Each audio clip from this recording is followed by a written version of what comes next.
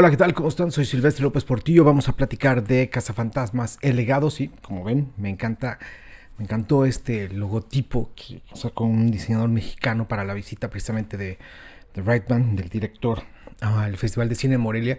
Y de verdad está padrísimo, se me hace interesantísimo el diseño y todo. Pero bueno, ¿quién es Ivan Reitman? Yo creo que ahí tenemos que empezar.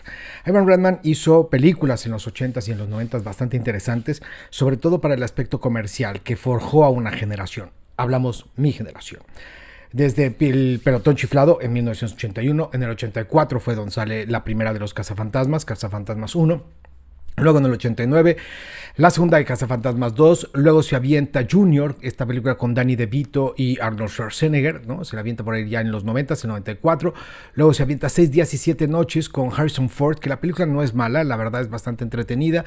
Y ya para el 2000, o sea, toda esta parte de los 2000 ya como que empezó a bajar un poquito, hizo la de Sin Compromiso con Natalie Portman y Ashton Kutcher en el 2011, y en el 2014 se avienta La Decisión Final o The Draft Day con Kevin Costner, que es este día en la selección de jugadores de fútbol americano. Jason Reitman, que es su hijo, tenemos que absorberlo y verlo como un director, digo, no heredero de estas glorias de la comedia, pero heredero de otras cosas, o sea, de un buen ojo, pero en otro estilo. Y es un cuate que a final de cuentas ha hecho una carrera por sí solo, ha hecho una carrera de verdad interesante, Jason Reitman, dirigiendo en el 2005 su ópera prima, que es Gracias por Fumar, después Juno en el 2007, luego Amor sin escalas en el 2009, 2011 Young Adult, Una vida en 3 días en 2013, 2014 Hombres, Mujeres y Niños, y luego nos vamos con esta etapa de Charlize Theron también, o continuamos con Charlize Theron en Tully en el 2018, y también en el 2018 se avienta con Hugh Jackman El Candidato, hasta el 2021 se avienta El Legado. Estas películas,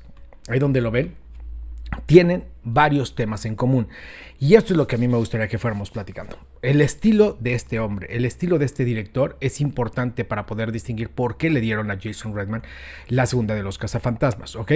La primer punto es la comedia. Todas las películas están cargadas de humor, un humor muy fino, un humor bastante interesante, un humor sarcástico a la vez. Usa la comedia para entregar mensajes o generar una crítica de verdad interesante, sobre todo para los temas. Entonces usa muy bien el estilo de la comedia. No es la comedia que hace su papá. Esta es una comedia mucho más ácida, es una comedia mucho más directa, y sobre todo es una comedia que hace que generes pensamiento, generes ideas, que te ponen en la mesa varios temas, y funciona muy bien. Luego el segundo tema es la paternidad o la figura paterna o materna, también como la queramos ver. Por ejemplo, en Gracias por Fumar, el personaje de Nick Taylor, que es Aaron Eckhart, en lo que está discutiendo cómo se debe fumar o promoviendo toda la parte de cómo se debe de fumar y toda esta situación, a la par está tratando de ser un buen padre o tratando de hacer un buen rol, digamos, para de paternidad. Juno, pues que les digo, la paternidad de dos jóvenes. En Amor sin escalas, pues es George Clooney con Anna Kendrick, que funciona más que como un tutor, también como un padre, enseñándole en esta película que en español se llamó Amor sin escalas. Yo se la recomiendo mucho, a mí me gusta mucho esta película, y George Clooney funge también de este rol paternal. Y en Tully, pues en Tully con Charlize Theron, que es una mujer que trata de ser una buena madre, digo, y cuando ya no puede, a final de cuentas trata de buscar, que es Charlize Theron trata de buscar a Marlo, se llama, buscar a una ayudante, una niñera que le eche la mano. El tercer tema es la madurez o el crecimiento. También está en todas las películas de este personaje, de este director, perdón. Digo, vemos la madurez y el crecimiento, sobre todo en Juno, que es los adultos a jóvenes. En Amor sin escalas, cuando Anna Kendrick se empieza obviamente a dar cuenta de lo difícil que es empezar a despedir a la gente casi cara a cara. En Young Adults, cuando Mavis, que ya tiene 37 años, que es el personaje estancado de Charlize Theron, pues obviamente trata de salir y trata de madurar, y lo mismo lo va a repetir con el personaje de Tully, también Charlize Theron, con Marlo, en donde, pues bueno, tiene que salir a vivir como si no hubiera ningún mañana. Entonces tenemos la comedia, tenemos la paternidad, tenemos la madurez, tenemos las mujeres como personajes en Juno, Ellen Page, Vera Farmiga, Anna Kendrick, Charlize Theron, o sea, en todos los personajes a final de cuentas que maneja Jason Reitman son bastante fuertes. Ahora, con todas estas características, ¿por qué a final de cuentas funciona lo que es Los Cazafantasmas, el legado? Bueno, primero que nada, porque el primer personaje no es el principal, pero uno de los primeros personajes es una madre soltera con 2 hijos, que se llama Callie, que a final de cuentas por problemas financieros se va a un pequeño pueblo llamada Somerville, ya que su padre le ha heredado una propiedad ahí, que es como si fuera un rancho, digamos, una casa, un rancho para vivir. Ellos no tienen dinero y se lleva a sus 2 chamacos para allá. Y resulta que el padre de Callie precisamente es Egon Spengler, nada menos que Egon Spengler, que es el cazafantasma que en aquella época, en los 80s, fue interpretado por Harold Ramis, el cual murió en el 2014. Entonces ahí es uno de los botones interesantes, porque la muerte de Harold Ramis es la que provoca la creación de este resurgimiento de los cazafantasmas de una manera muy interesante. ¿Ok? Entonces, bueno, él ya se lleva a sus hijos, que es Trevor, que es Finn Wolfhard, que es un adolescente ya de 15 años, que tiene que engañar con la edad y tiene que, obviamente, con todos los problemas que conlleva el tener 15 años y llegar a una población nueva. Y se encuentra por ahí Phoebe, que es McKenna Grace, una actriz extraordinaria que le hemos visto por ahí en varias películas, y aquí hace un súper rol extraordinario. Es una niña que ama la ciencia, que es rara, que es a final de cuentas una outsider, digamos, y vamos encontrando que se va identificando muchísimo más con el abuelo, ¿ok?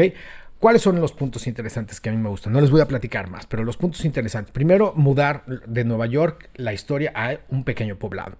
¿Qué te da? Esto te cambia lo que es la atmósfera y eso favorece muchísimo a la película. Te da una oportunidad de volver a arrancar una historia, sobre todo familiar. Eso te lo quita la parte de Nueva York. El abuelo es una leyenda, es un mito, es una fantasma, es un ente muy grande, incluso secreto, interesante, y eso te lo da también el ir o el trasladar esta película a un pequeño pueblo, y yo creo que al final de cuentas se siente una película muchísimo más familiar, ¿ok? En Nueva York todo es mucho más caótico, si lo queremos ver así. Luego, la combinación del humor también me gusta mucho, porque aquí Reitman lo que hace es combinar el humor con los chistes, por ejemplo, de Phoebe y de Podcast, ¿ok? Y los combina, que son los chistes mucho más de jóvenes, mucho más de niños. Lo combina, por ejemplo, con el humor de Paul Rudd, que es, ¿te acuerdan? Este actor que hace el personaje de Ant-Man. Bueno, aquí es un profesor. Entonces hay un humor muy padre en cuestión de los niños, o de los adolescentes, si lo queremos ver así, y con la parte de los adultos. Se combina de verdad y funciona bastante bien. Y la estructura de un remake, que también es importante, porque hay una estructura, no se siente una copia, pero sí se nota la esencia de los cazafantasmas, sobre todo de la primera, de 1984. Vemos los gadgets, vemos el coche, vemos las trampas famosas, vemos incluso los fantasmas con algunas adaptaciones, o más gordos o más flacos, pero la adaptación es lo mismo. La estructura, a final de cuentas, nos va llevando igual, cómo se descubre el coche, cómo usan el coche, cómo van a atacar a los fantasmas. El final es muy similar. Vemos a los hombres malvaviscos también, que se les hace un homenaje muy curioso, que sale por ahí en los trailers. Y bueno, también está la parte de los cameos con personajes del pasado. Podemos ver a la secretaria Janie, ¿no? Ella es de las primeras que aparece, Annie Potts. Vemos a Bill Murray, Dan Aykroyd, Sigourney Weaver, Ernie Hudson, o sea, toda esta bola de cuates de los 80s. Obviamente forman parte también de esta nueva cinta del legado. Y yo creo que al final lo más interesante es de que todos los temas que les comenté anteriormente del director se ven en esta película. Entonces esto engloba y resulta ser una interesante y una entretenida película que vale mucho la pena. De verdad, verla en familia, verla en cine, es un gran trabajo. Se está destapando por aquí también la oportunidad de generar una nueva saga, de generar una nueva franquicia, si lo quieren ver así. Y yo creo que al final de cuentas, si sigue con este estilo y si se sigue manteniendo bien cuidadas las historias, yo creo que es una película, o sea, podría ser una saga que realmente podría durar muchos años, que se podría extender, que podría funcionar, y creo que sobre todo podría entretener a nuevas generaciones.